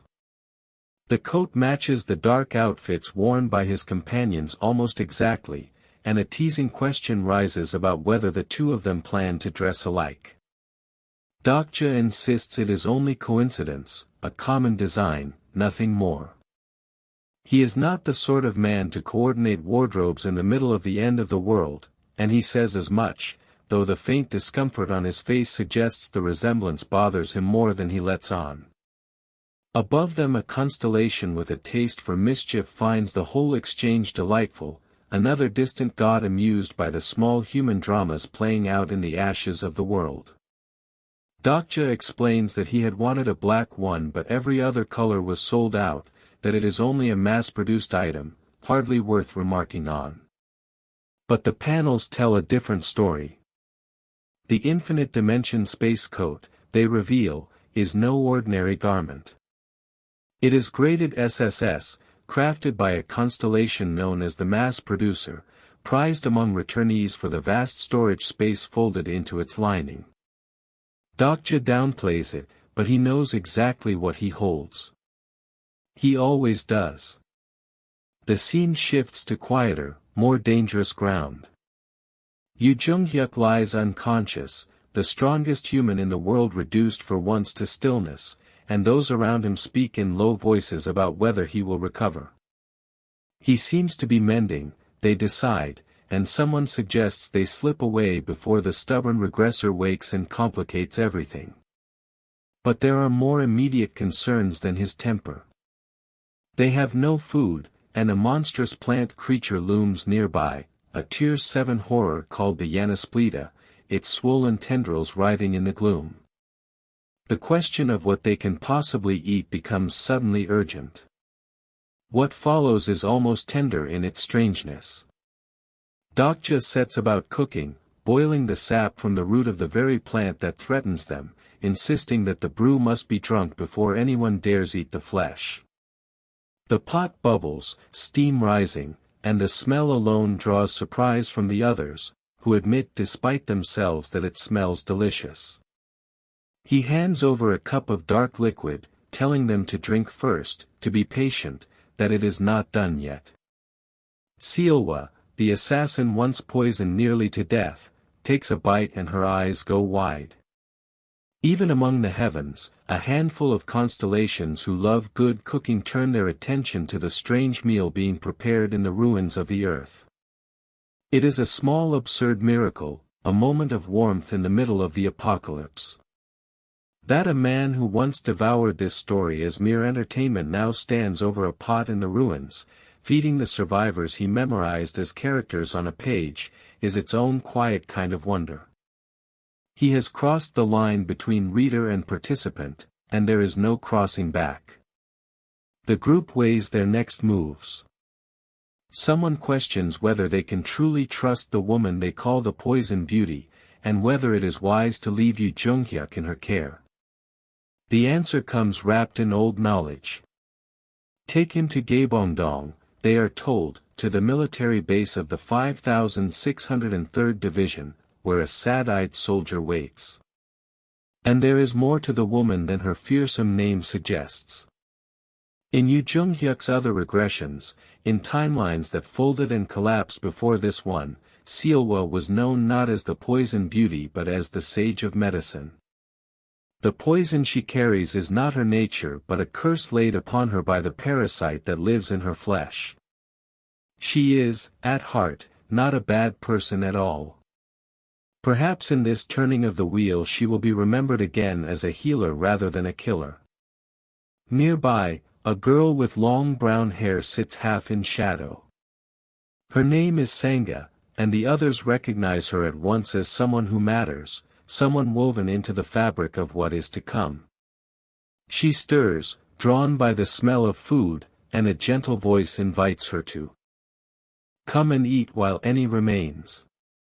Seolwa wakes fully now, and the small band shares a meal in the ruins, the ribs of the monster plant sizzling and delicious, teasing each other over who is the more annoying, the assassin or the boy who will not simply explain himself. For a breath, they are almost ordinary. Almost human. Then the narration pulls back, and time itself lengthens. A month has passed since the apocalypse began. So much has changed that Sangha, who once recoiled from the very thought of harming another living soul, now moves with a pair of daggers at her hands, her soft features hardened by the things she has been forced to survive. They speak the quiet, aching truth that hangs over all of them. They cannot go back to how things used to be. That world is gone, burned away in the first scenario, and whoever they were before must be left behind with it. The weight of that loss cracks open. A memory surfaces, sharp and cruel, of a child crying out for a mother, of flames and screaming and a boom that swallowed everything. Sangha blames herself for what happened, the guilt sitting on her like a stone, and a gentle insistence answers her again and again that it was not her fault, that it was never her fault. But grief does not listen to reason. She carries it anyway, the way survivors always do, folding the weight of it into the hollows of her chest and walking forward regardless. The daggers in her hands are proof of that forward motion, the price of a girl who chose to keep living when everything around her demanded that she stop. Elsewhere, the strongest human lies wounded once more, and the countdown continues. There is a week left until the fifth scenario begins, and Yu Junghyuk has spent that time doing what he does best, hunting the great threats that gather at the edges of the coming catastrophe. So far, he has managed to defeat them one by one. A colossal fire dragon coils in the dark, the catastrophe born from the flaming depths of hell, and beyond it wait others still, the catastrophe of endless questions, and the great convergence that gathers at the very center of it all. The plan takes shape in fragments. Yu Junghyuk will wake soon and turn west. Others will hold the north. The heart of the disaster must be met head-on. But before any of that, there is unfinished business. Seolwa lies resting, her eyes half open, and a voice challenges the darkness to reveal itself. Why does it not show itself now? Yu Junghyuk rises with his blade drawn, cold and certain, and speaks to the thing that has been watching. He knows he is being observed. If some presence has kept its eye on him all this time, then by now it should understand exactly who he is and what he is capable of. He accuses it of feigning ignorance, of hiding behind silence. He reminds it that consuming the sap of the Yanesplita without care puts a person to sleep, that nothing here is as harmless as it appears. And then he lays his purpose bare. He is willing to do anything to achieve his goal. Anything. Unless, he warns, the watcher would rather see its own precious incarnation die. The response comes as a whoosh of displaced air and a flash of blinding light. Sielwa's eyes ignite with an unearthly yellow glow, no longer entirely her own. Something ancient has surged to the surface, wearing her body like a borrowed cloak. A detonation of force erupts, a soundless roar of power. In that instant, a familiar salvation flickers to life. Dokja's personal skill, the fourth wall, moves to shield him, nullifying the emotional shock that would otherwise shatter a lesser mind. Lightning lashes the ground. Blood drips. A voice not human dismisses him as an insignificant human even as the storm rises around them. And then the truth breaks open like dawn over a battlefield. The great powers have finally stepped from behind their veil, the gods of Olympos descending in radiant, terrible glory. The constellations, the damned watchers who have treated this apocalypse as their entertainment, have at last shown their faces. A new sub-scenario blazes. Across the sky, survival activities, its conditions cold and merciless. The clock begins to fall. 6 days remain, and the true game has only just begun. There are two kinds of gods in the world above. The lonely ones, the free constellations who belong to no one, who drift through the star stream answering only to themselves. And then there are the others, the ones bound to great nebulas, vast dominions carved out of the myths humanity once whispered into the dark. Asgard, born of the Norse sagas. Eden, risen from the Book of Revelations. And Olympos, the domain of thunder and old cruelty, the nebula that a certain quiet woman's patron once called home. Kim Dokja knows these names the way other men know their own scars.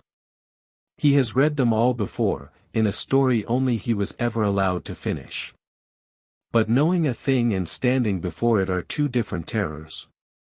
In front of him now, wearing a body that does not belong to it, a presence rages. It calls itself great. It calls him insignificant, an insect who dares to mock the constellations.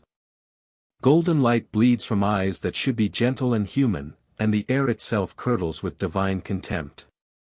This is the moment the reader has been waiting for and dreading in equal measure, the moment a god steps down out of the pages to look at him directly. And Kim Dokja, ever the fool who cannot help himself, only smiles. Because he knows something the god assumes he cannot. He knows the rules. In these early scenarios, the plausibility that governs the world is thin and brittle, and it does not permit the true gods of Olympos to descend and walk the ruined earth. The cost would be catastrophic, an impossibility. So he asks the question that peels the mask away. You are not really a god, are you? Not the genuine article. Under the current rule of plausibility, only one being could ever have slipped through the seam and taken this shape. Am I wrong, he asks, and the silence that follows is answer enough. The constellation before him is the lover of the abandoned labyrinth. A historical constellation, a figure of tragedy stitched into the myth of Crete. Ariadne, the princess who loved and was betrayed and became something more than mortal in the retelling. The stingy lords of Olympos did not spend themselves to come here. They sent her instead, the cheapest coin in their purse, the one whose descent bruised the world the least. A god sent because she was affordable. Even now the insult of it hangs in the air, and Kim Dokja lets it hang. Sparks crackle along the broken street. For a heartbeat it looks as though violence is inevitable, as though the possessed body will lunge and end this. Lightning of divine power arcs and snaps. A roar splits the ruins. But Kim Dokja does not flinch, because he has already done the arithmetic that keeps him alive. She will not attack. Not here, not now. Seizing an incarnation's body, wearing Sangha like a stolen coat, has already burned through nearly all the plausibility she was granted. To strike him would be to spend what she no longer has. She is a loaded weapon with an empty chamber, and both of them know it. So he does what he always does. He changes the game. Let us not waste each other's time, he offers. The gods of the other dimension have noticed my presence, have they not? The words land like a blade, and the constellation stills. How, it demands, how can a mere human know such things? That astonishment is exactly what he was fishing for. Into that opening he casts his proposal, an offer no ordinary human should even know the shape of. A three-question exchange. It is a ritual of the constellations themselves, a method by which gods trade information across the veil while spending the barest sliver of plausibility. A human invoking it is nearly unthinkable, and the audience of watching stars leans in, delighted and unnerved. Are you in or are you not? He asks. The possessed woman's golden eyes narrow, weighing him, unable to decide whether he is a lunatic or something far more dangerous. And then, because curiosity is the oldest weakness of the divine, she accepts. The divine three-question exchange begins. The rules bind them both. Each party may ask 3 questions and must receive 3 answers. Every answer given must be the truth, whole and unbroken. Either side may refuse to answer, but a refusal is not free, and the exchange does not end until all questions have been spent according to the rules. Somewhere far above, a constellation who never wants the excitement to stop watches with open glee. The board is set. Kim Dokja goes first. His first question cuts straight to the wound. Why did you take Sangha's body? The answer comes reluctant and cold. To monitor the singularity of this world. And there it is, a word that reshapes everything. Singularity. Is that your second question? She counters, smirking, the way a player reminds an opponent of the rules to make him waste his turns. He is sharper than that. He asks it plainly instead, forcing the definition out of her. A singularity, she explains, refers to beings like himself. Beings who appear before the oracle. Beings the constellations did not intend to watch at all, whose paths crossed theirs by pure coincidence. Beings who carry the burden of destiny on their backs and, in carrying it, threaten to destroy plausibility itself. That, she says, is what we call a singularity. And Kim Dokja begins, at last, to understand what he has become in the eyes of the gods. Now it is her turn. The lover of the abandoned labyrinth asks her first question, and it is the obvious one. Who are you? He does not hesitate. I am one of the singularities you are monitoring. The honesty of it seems to unsettle her more than any lie could. Her second question follows, edged with genuine disbelief. How did you know we were watching you? How could you possibly know that? And here Kim Dokja gives the answer that has become his private religion, the truest and most absurd thing he can say. I have read a lot of books. It should sound like a joke. In a way it is. But it is also the whole of him, the entire secret of the man who read a web novel to its bitter end while the rest of the world skimmed and forgot. He cannot tell her about the story of this world directly, but he can tell her about the myths of hers. He knows things a Korean man should have no reason to know. He knows that in his country they publish comics for children based on the old Greek tales, that her legend has been spoiled and softened and sold. He knows the Cretan labyrinth.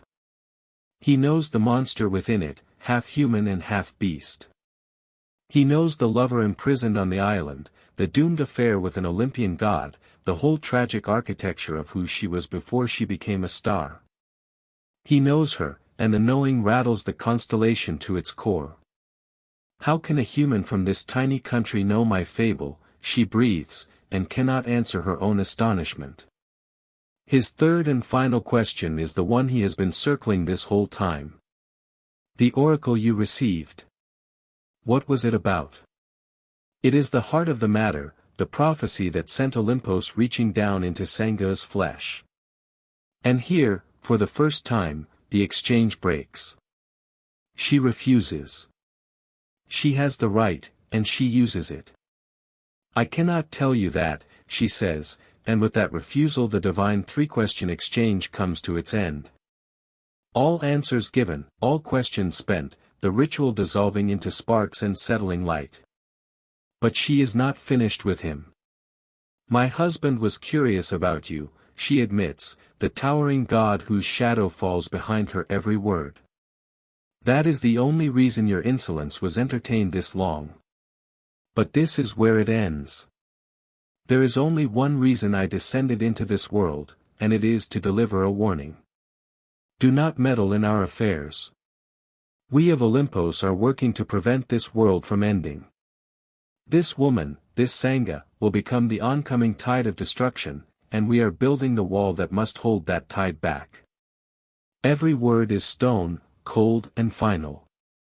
But why her? Kim Dokja presses. Why Sangha? And the answer is the most chilling of all, because even a god does not have it. It is pointless to ask why, she says. Even the three sisters who spin the thread of fate do not know. Olympos blames everything on destiny. You are an incarnation, restricted and bound by the scenarios, and you cannot see what is coming. The direction of fate itself is being turned. All the flow of the stars will gather into one place, and there the story that decides the fate of the constellations will begin. He knows that word too. Gigantomachia. The war of the gods and the giants, the ending written into the oldest myths. She startles again. You even know of that. You never cease to surprise us. But you will never truly understand, she warns, because you are only a puppet of the moment, a piece moved across a board you cannot see whole. And then, softer, almost like pity, she leaves him with the last thing she will ever say to him. Remember this. If you are standing on the wrong side when the end draws near. The sentence never finishes. Thunder answers instead. Light detonates across the ruined city, a crash of divine power splitting the sky as the borrowed body convulses and the presence tears itself free, retreating back into the dark between the stars. The warning hangs unfinished, more terrible for the silence where its ending should be. Kim Dokja stands alone in the aftermath, the taste of prophecy still on his tongue, one more secret buried in a heart already too full of them. And the world, indifferent as ever, gives him no time to breathe. A window unfurls in the air, cold blue and merciless. A sub-scenario. Survival activities. Survive in this ruined city for 10 days. Eat 3 meals each day. Sleep 6 hours every night. Pay a survival fee of 500 coins before sleeping. Fail any one of these, and the penalty is death. There is no reward for enduring, only the enduring itself. The clock begins to fall. Remaining time, 6 days. The apocalypse does not care what the gods just told him. It only asks whether he can survive to see the ending he already knows is coming. It begins the way all nightmares in this world begin, with a mouth open wide enough to swallow the sky. A monstrous shape shrieks out of the dark, and the sound of it drags Kim Dokja down through space like a body thrown from a great height. He is falling. He tumbles through a void with no floor and no ceiling, and somewhere far below his own heartbeat becomes a war drum. Thump. Thump. He tells himself the one thing he must not do right now is look up.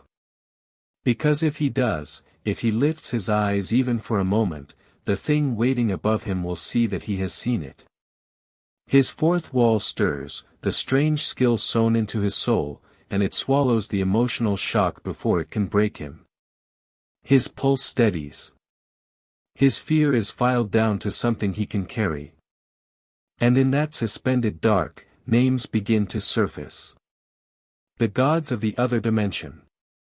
A place beyond the star stream where older, hungrier things are watching. This is the vision of what is coming, the final scenario that history has worn 1,000 masks to describe. Ragnarok. Gigantomachia.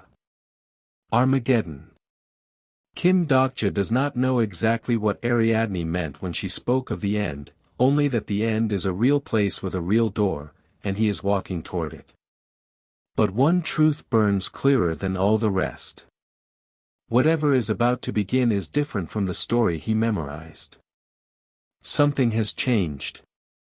The novel he read 1,000 times no longer matches the world he is living in, and for the first time the omniscient reader is blind to what comes next. And that, impossibly, is exactly what he wanted. If everything unfolded the way it did in the pages he knew by heart, he could never reach the ending he is chasing. So he makes a vow into the falling dark. He will not simply survive this story. He will build one. A story strong enough to stand face to face with any mythology ever written, and refuse to bow. Deep in his soul, something answers. The power of a fable stirs in the depths of him, and he feels his very first stigma beginning to blossom, a seed of divinity taking root in a human chest. Then the vision turns, and we are somewhere else entirely, in a ruined city where a great wolf tears across shattered rooftops in a blur of speed. This is no ordinary beast. It wears the body of the wolf of Myunter, the noble constellation Lycaon, master of the way of the wind. But the thing driving that body now is not the wolf. It is a parasite. It marvels bitterly that it has ended up wearing so proud a host, and admits it should be grateful just to have survived at all. Yet the borrowed flesh is failing. It coughs, staggers, feels the wind-sworn body giving out beneath it. It needs a new host, and soon. This is Antinous, the parasite queen, a monstrous insect sovereign from the destroyed world of Kronos, and hatred is the only thing keeping her alive. She swears again the oath that outlived her ruined home. She will drive the earthlings who destroyed Kronos to extinction, every last one of them. And then she feels it. An energy on the wind, hauntingly familiar, the same signature she once felt radiating from the monarch-level insects of her own dead world. Her ruined mind sharpens to a single point of desire. If she could seize the being that gives off such power, if she could crawl inside that vessel, she would finally have the strength to take her revenge. Blood spatters. Something recoils.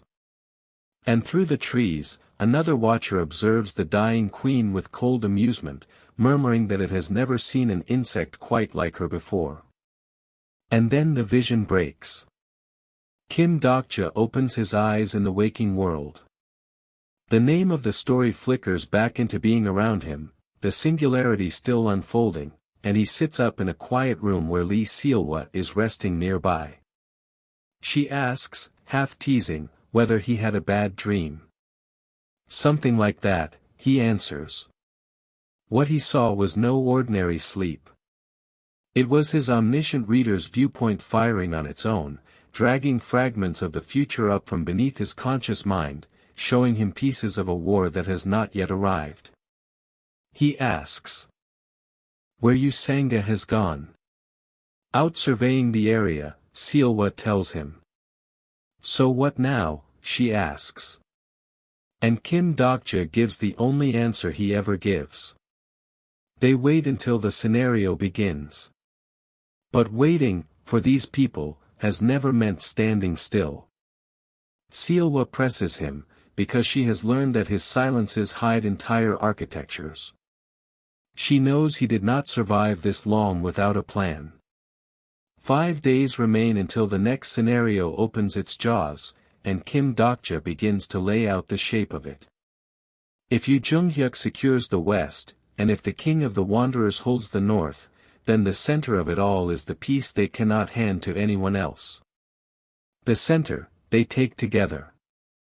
There is an easier way, he insists, a path through the catastrophe that he already knows, drawn from the story only he has read. He is going to be the one to walk it. Yu Senga returns then, calling his name across the ruins, and something in him eases at the sight of her. Sealwa notices. She remarks that he seems lighter, happier, since that woman came back to them. Because he can trust her, he says simply, and the two women trade a wry look at how little sentiment he can manage to speak aloud. Together they promise to keep moving and keep planning, because in this world the two are the same act. And the world does not give them time to breathe. The sky curdles. Monsters rise from the wreckage, a growling horror unfolding its mouth over the broken skyline. Kim Dokja calls his formation into place, Sangha to his right, the boy Giliang at their back. They will follow the Han River toward the west and then drive for the center, and they have two goals. First, to find Pildu, who vanished somewhere along the river. Second, to hunt the monsters prowling the ruins and harvest the coins they drop. Flash. A roar.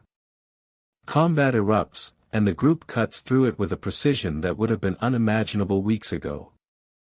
Because Yu Sangha has changed. She moves through level 7 monsters, even level 6 horrors, as though brushing aside curtains. Kim Dokja watches, and warns her gently not to unleash all of her stigmas at once. She flinches, apologizes for a past mistake, but that is not his meaning. Using many divine gifts at the same time strains a mortal body past its limits, and the constellations of Olympus who sponsored her almost certainly never bothered to tell her the cost. She thanks him for the concern with a soft, complicated smile. She confesses the quiet ache underneath her new power, that in the old world her degrees and licenses meant something, and here they mean nothing at all. She wonders aloud whether becoming strong can truly change anything. A little, Kim Dokja tells her. And his eyes catch the fresh scars marking her hand, proof of everything she has paid to stand here. That is all, she says, and leaps out over the shining river. Then a phone buzzes in the ruins, an absurd, human sound in a broken world. A message. Kim Dokja stares at the screen, and his composure cracks. It is from Han Dong-hoon, asking if they are all right. He is alive, in the Yongsan district, and the child Giliang is with him, safe. Relief floods through Kim Dokja, sharp and unguarded. Through his omniscient reader's viewpoint he has already traced where the others are scattered, and now the last thread pulls taut. There is only one thing left to do. Gather everyone together. He turns to Sangha with a decision in his eyes. It is time, he says, to cross the river. Sealwa's gaze narrows. You mean that river, she asks, and the words hang heavy with warning. Because the Han River is not empty. From beneath its black surface something immense begins to stir, a serpent, a leviathan, a drowned god of scale and fang erupting upward in a wall of white water. How, someone breathes, as its roar splits the night. And the world answers in cold blue letters that settle over them all. A new sub-scenario. Survive the ruined city for 10 days. Eat, sleep, pay the toll in coins, or die. 5 days remain, a monster fills the river between them and everyone they love, and the final scenario Kim Dokja glimpsed in his dream is no longer a nightmare on the horizon. It is here. And the story he swore to build is about to demand its first terrible price.